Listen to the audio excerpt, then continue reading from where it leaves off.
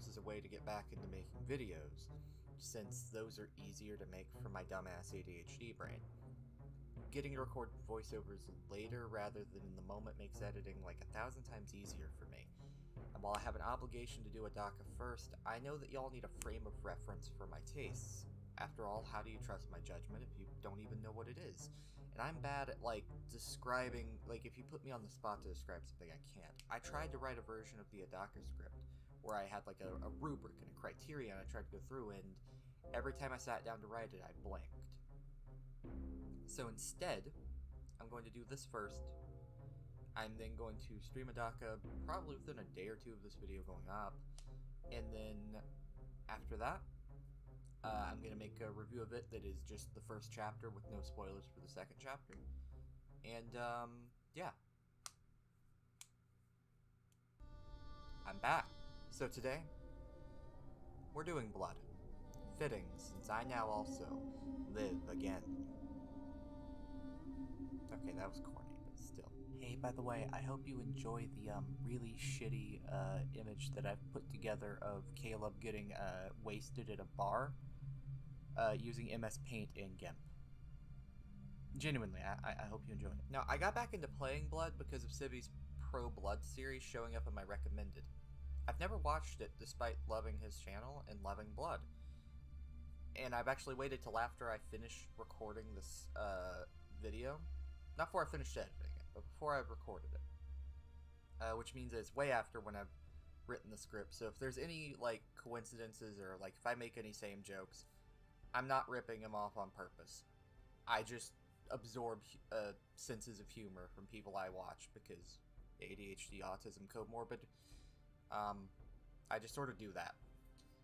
Anyway, but it reminded me that I needed to get my fiance to play it. And then that led to me playing it. By the way, Xander playing Blood, hilarious.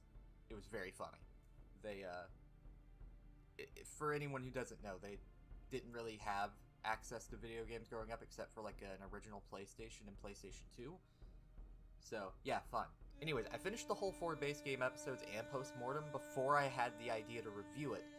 So I'm replaying it literally less than 24 hours after finishing episode 4 to gather footage.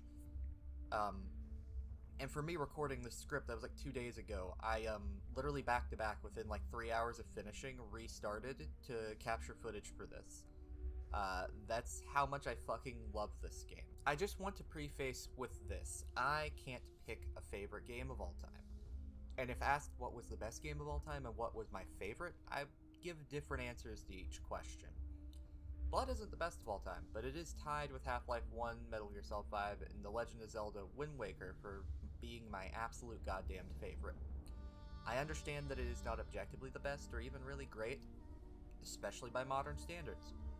I just vibe with it in a way that I cannot describe with words, and it carries the whole experience for me. Though I suppose I'll have to find a way to quantify it.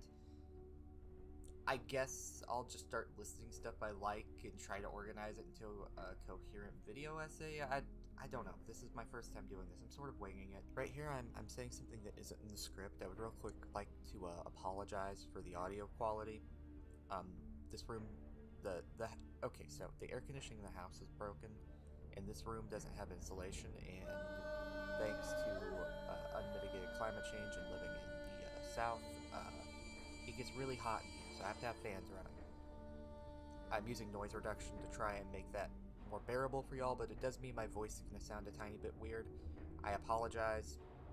This is why I like recording stuff in the winter and why I wish that I could have done this months ago. Anyways, back to the actual script.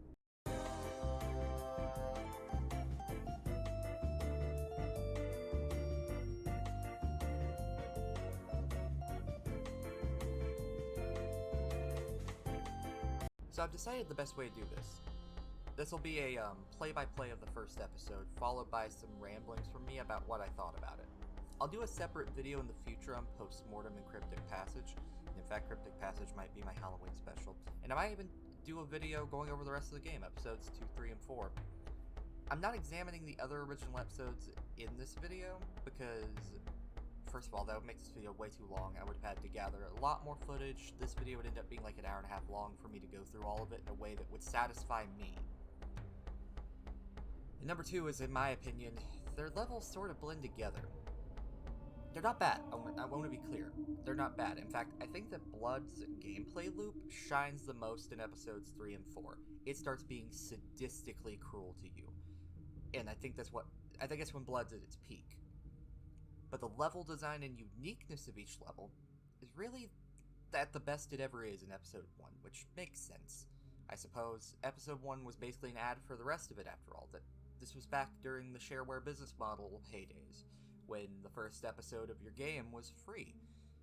And I frankly wish that style of doing things would come back for like indie titles and stuff. There's one game that did it, and it's the game that I'm reviewing next, Adaka. They did that, which is part of why I loved it so much. Anyways, well, sort of. The whole first chapter was playable as the demo for it while they were getting the full release ready. The atmosphere is phenomenal.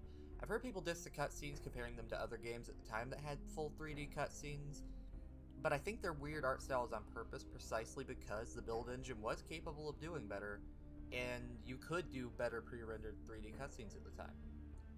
Monolith didn't fuck it up. It is a purposeful design choice, and I think it works brilliantly. The amount of atmosphere and tone packed into that first cutscene in the opening room of the first level is absurd, and I don't think it's been done better before since, including in this game. So now we're actually at the game part of the game. Stephen Waite, I think that's how his name is pronounced, immediately begins earning his paycheck. If you have higher perception than a pet rock, then you'll have noticed the demo at the title screen showed you 2 secrets in this opening room. Sadly, due to how I was capturing footage, I don't actually have footage of that because by the time I could get OBS working, which was a fucking bitch, by the way, demo's already over. And I wasn't going to wait for it to cycle back around to it, so you'll have to take my word for it. It shows you these secrets. Grab them. God knows you'll need them. Or, Chernobog, I guess? I don't know how theology works in Blood's universe. I read the page on the Blood wiki about Chernobog, and I'm now more confused than when I started, so I'm gonna move on. Now, learning to use the dynamite that you just got from that secret is essential to playing this game. Essential. It is not optional, and you will have a bad time if you don't. I went into Blood for the first time years ago, treating it like any other shooter of the era. Just don't. This isn't even like the other build engine games, really. Ironically, it was applying like the same mentality that I had when playing single-player tactical shooters, a genre that really wouldn't exist for a few years after Blood was made. Worked wonders. That's the way you gotta think about it. When in doubt, chuck dynamite around the corner. Your alt-fire right-click for the kiddos who haven't played an older shooter makes it bounce instead of detonating on impact. Learn how to throw precisely, or you're not going to even finish the first episode on anything above the, 2 easiest skill levels. The flares are essential too. One can kill the brown robe cultists, though it takes a bit of time. Same for the zombies. No, the zombies. The first enemy, they're great. If you kill them with a firearm, they might resurrect, so either do the Half-Life 1 zombie crowbar dance with them, or use flares. You can also just blow them up, especially useful for groups of them. But if it isn't a direct impact, then they might get up after, so, you might still have to stab them to death with your pitchfork. Oh yeah, you have a pitchfork, by the way. The sound design of this game is just wonderful. Stephen Waite voices a lot of the characters and does it phenomenally. The original MIDI soundtrack kicks ass if you use the right sound fonts. I prefer Arachno for this, personally. Jason Hall's voice for Chernobog is great, and I honestly sort of wish Blood had more voice lines for him in the single player. I guess Death Wish has spoiled me a bit in that regard. Anyways, sound design, it just works. I know that's vague, but this is the best way I can describe it. I can feel myself morphing into Todd Howard as I speak. This jumble of sound should, and I mean should, be awful, but some dark pact, probably with Chernobog, must have been made over at Monolith, because instead it meshes together pretty perfectly. You can hear, you can tell what enemies are shooting at you by sound, you can tell what enemies are around you at all times, you can distinguish them from each other, the directional audio works pretty well. The guns are part of this, on top of all sounding punchy and pretty real. The shotgun sounds like the clap of Zeus's ass cheeks when you fire both barrels. They're also animated wonderfully. especially the Tommy and the dynamite. The lighter with the dynamite really is an extra touch that they didn't need to add, but the fact that they did is sort of a microcosm for what makes Blood so great. They didn't have to do all the little things that make this game great, but they did, and it turned out as, in my opinion, the best of the old Build Engine Holy Trilogy, or I guess, what is it called, a quadrilogy? Because I guess Redneck Rampage is included, but I think everybody can agree that one's the worst. Note, here, I had to re-record the first 4 levels due to the Poly GDX renderer having some weird issues. It caused what looked like frame rate drops, but I think you can see that I have the frame rate counter in the right-hand corner, and I had it the whole time there too. And I did some testing, and the frame rate wasn't changing, but it was looking choppier. It was bizarre and annoying. Just use the Polymos renderer instead. It looks more like the original DOS version anyways. I checked in the original DOS version, and the frame rate problems I was having were not there. So it was with that renderer, and it wasn't frame rate issues. I have to stress, I'm calling it that because it's what it looked like. But it wasn't. I have no clue what was going on. My best guess is that maybe it was rendering certain moving things in the original frame rate of the original intended frame rate instead of the 75 frames per second that mine runs at. That could be what was going on. Which would, of course, when looking at those things, make it look choppier, but, that's the best I've got. That's really the best I've got. The way this first proper room inside of the, what is it? Is it a funeral home? I think it's a funeral home. The way this first proper room goes is actually a really excellent bit of game design. Because this first real encounter with the cultists teaches you the basic strategy for the rest of the game. It's a tutorial without any pop-ups or annoying bullshit. No nabby or anything. You gotta take it slow in your planning and be lightning quick with your execution. You know, like a badass undead cultist gunslinger would handle it. Though I will say it also plays a lot similar to how Half-Life 1 is intended to be played, where you stop, observe, plan, execute. The way that you're supposed to do it is, or at least I think you're supposed to do it, it works, and if you take this lesson to heart and apply it to the rest of the game, your time will be a lot easier, as I've said. Chuck dynamite at the 2 cultists above, hit the one on the same level as you with a flare. Maybe do that in reverse order. Peek with a flare, then throw the dynamite, and then back out while meleeing the zombie to death. If you can't manage that room head on, then just quit now. It only gets more sadistic as you go. You really have got to get a handle on being able to peek, pick off people, and chuck dynamite like your life depends on it. Bit of a note, I was defeated on my first attempt by the door. So take my chest pounding about how if you can't nail this, you aren't going to get any further with a bit of a grain of salt. Blood does the whole Half-Life thing, where every level has continuity with the next, before Half-Life did. So we're starting literally where the last level left off. Blood dials up the build engine, everything must explode rule to fucking 11, and this level shows it. You blow up so much shit in the first couple of minutes, and then head into a train station. Hint for new players here. Crouch. Crouching actually makes the hit scan enemies less accurate. Anyways, the phone joke actually got me. I wish I'd had my mic on for that one part, because I was giggling like a damned middle schooler who heard an unoriginal fart joke, which I basically had. Hello? May I speak to Mr. Josh? First name Hugh.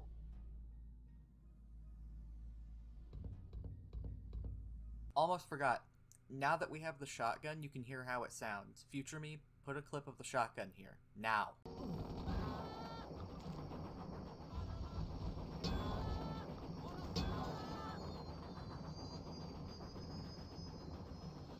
Looks like my train is coming.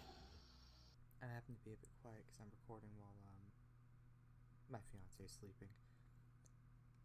The ending is great, leading into one of Blood's best levels, the obligatory build engine train level. It's a build engine staple for some reason, but Blood does it better than the rest. It fucking rules and busts your balls, but in a good way, but not in a good kinky way, just a good way. It repopulates areas you've been through, fills train compartments with sadistic enemy placements, and generally tries the damnedest it can to fuck you over. In typical build engine and blood fashion, you blow the train up, causing it to derail into a carnival. I just want to talk for a minute about the opening of Dark Carnival. The continuity between levels is just at the peak it ever is, right here. You can literally explore the wrecked train from the last level before heading into the proper areas. Now, I forgot to take notes during Dark Carnival and the level after. Dark Carnival's layout and key order is sort of annoying to me, but the novelty of it being in a fucking carnival overrides that. Also the mimes. I love killing mimes. Except Mimesdred. Only, 3 people are gonna get that joke. There's this shootout in JoJo's. No, not that JoJo. You fucking weebs. There's a shootout in JoJo's tent. I did it once with reflective shots, but went back and did it proper so you could see how it's actually supposed to go. That shootout is yet another encounter that acts as like a sort of skill barrier / tutorial because, well, you gotta get used to those kinds of no-cover frantic gunfights. Oh, and you meet the gargoyles later in the level. No clue why the carnival has a merry-go-round with gargoyles that look identical to the Cabal ones, but they do, I guess. That makes sense.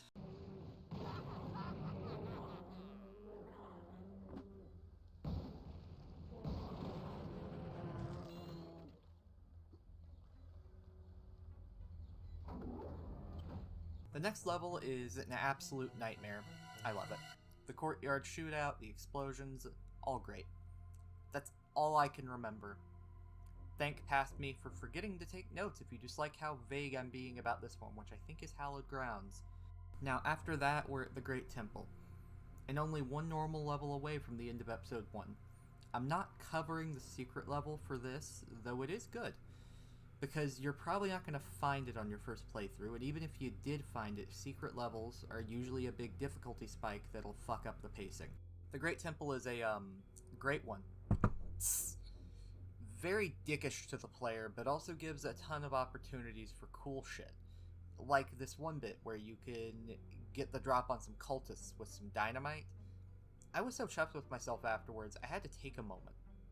The bridge set piece thing is a great example of something Blood does really well, which is having the map orbit around a central area that you revisit over and over with multiple combat encounters. Sort of like a hub area, but not, and sometimes with multiple in a single level. Anyways, the arena room is bullshit, but fair bullshit. I wish more games had fair bullshit rather than the usual varieties of bullshit. Using the Tommy gun with the Akimbo power-up turns you into a WMD. Oh, I almost forgot the napalm launchers, secondary fire. I've not mentioned it yet. Insert a clip of it being used after I finish saying this. It's really special. Who knew a gun could also double as your own portable Laos in Cambodia?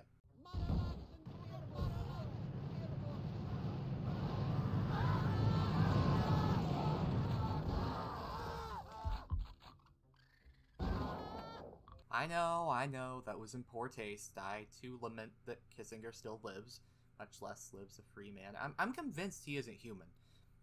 Too long of a life and too much evil in that thing to be human. Probably a demon or something, I don't know. Anyways, where were we? Right, the Great Temple. Now, the round room. I really shouldn't have called that previous room the arena room. Okay, so I mean the round room where, like, the walls rotate and stuff, okay? I should have called that the arena room. Tops the Great Temple off. I've been giving a ton of details about this level for a reason, and, well, this is the reason. It's all been building up to this. This end fight is one of the most memorable in Blood's entire 4 episodes. The round room and the rotating walls that bring out more enemies is just... it's a stroke of genius on Monolith's part. After that, and some staring at some, interesting textures...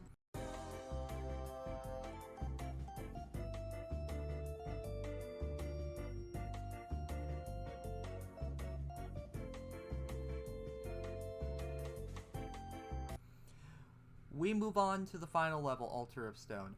I just realized now while recording this, I can't show those textures. I'll have to censor them. Just trust me when I say that in that room, there's some titties. Anyways, we move on to the final level, Altar of Stone. Chiog's a pushover. Crouching breaks his AI, found this out on my third playthrough years ago. First two were hard, though. He's tough if you aren't cheesing him. That trick I mentioned is useful for the later episodes where bosses become regular enemies. They start throwing 2 Cheogs at you at a time pretty regularly, like once a level, and that's on Lightly Broiled. I've never played above Lightly Broiled, and I'm not going to, because I value my sanity. The real highlight is fucking Stephen Waite yet again earning that paycheck. This guy, man, this fucking guy, just play the clip, future me. The end cutscene is phenomenal too, really captures the vibes of everything that Blood is, but just play that clip of Stephen Waite just screaming his soul out. Oh! Show yourself! Show yourself!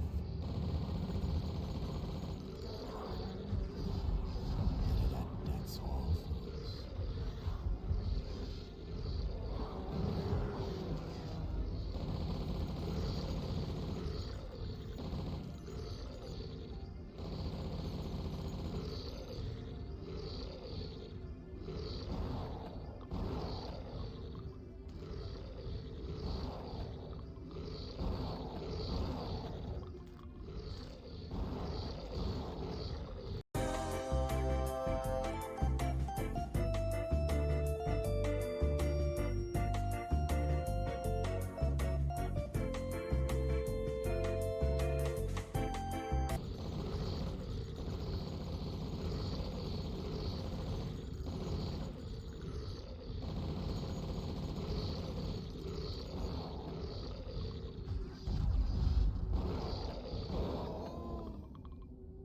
Sleep, Ophelia.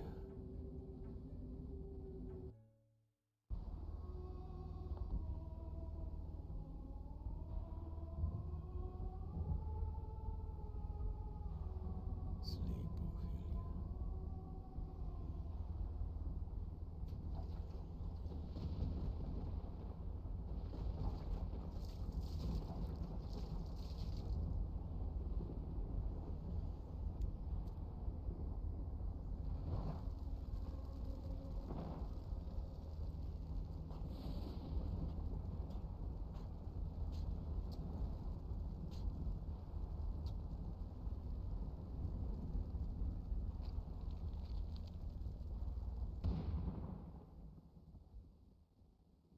So, now that we've went through the first episode together, I think you can already tell how much I adore this game. I replayed episode 1 right after finishing all 4 just to get footage for this, and I loved every minute of it. I rarely replay games, especially so close to when I last played it, so that should tell you something. I have a yearly tradition of replaying Blood and Fallout New Vegas. That's it. So, I hold it in high regard.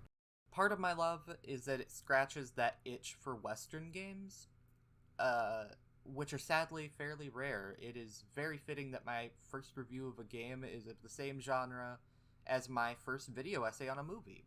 Supernatural Westerns kick ass, and I wish all forms of media had more of them. The guns you get in the later episodes are great, not showing footage mostly because I've not gathered any, but also to avoid spoiling the fun. The Tesla gun, it fucks so hard. And the level design does drop a little after episode 1, but the enemies and their placements become much better, and there's more of them, and in general the game is trying much harder to kill you. The traps also get more sadistic, there's new enemies entirely, and the later bosses aren't exploitable in the same way that Cheog is. Also, Caleb eats his dead friend's heart for sustenance, which is metal as fuck. That's a bit of a spoiler. But, still, it's metal as fuck. I feel like it deserves mentioning. Genuinely, a great game. If you haven't, you should play it. I picked this as my first review and thus a baseline for the rest, because the first episode was released as shareware. You can play it in a source port, and you can get a legal copy pretty easily. I would recommend the GOG 1 unit whole blood rather than fresh supply. I've had a better experience running it on source ports, and the fresh supply source port is not that great. because it's not a source port. It's actually building it on a new engine, and it doesn't feel right. Not to mention that finding ahoy matey copies to use with build GDX shouldn't prove too hard. That's what I use, by the way. I've been using build GDX for this and for any future build engine stuff that I do. Now, get out of here and go play it. Go on. Get to it.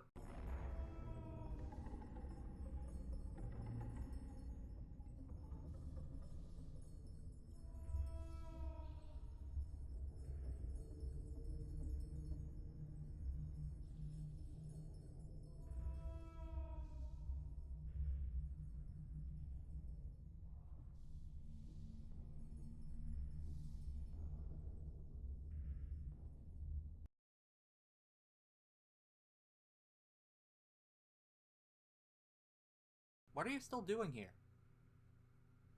Video's over. Go play Blood.